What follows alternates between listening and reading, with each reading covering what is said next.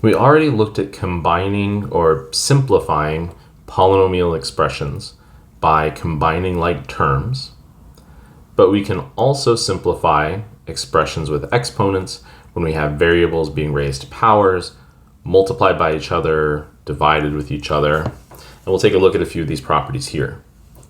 The product property tells us that when we have something like x to the nth power times x to the mth power, we can combine those as x to the n plus m power.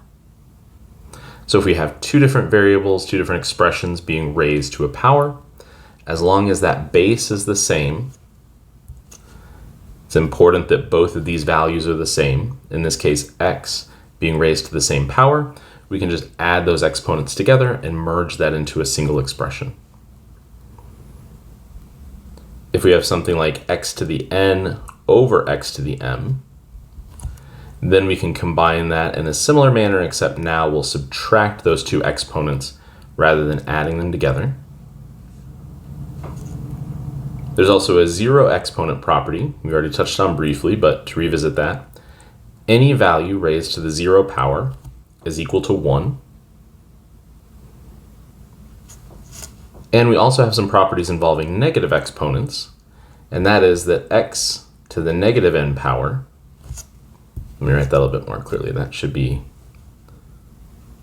negative n, is the same thing as 1 over x to the n.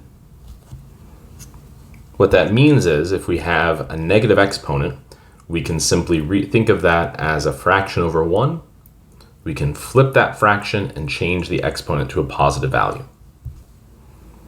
And then similarly, 1 over x to the negative n is the same thing as x to the n power.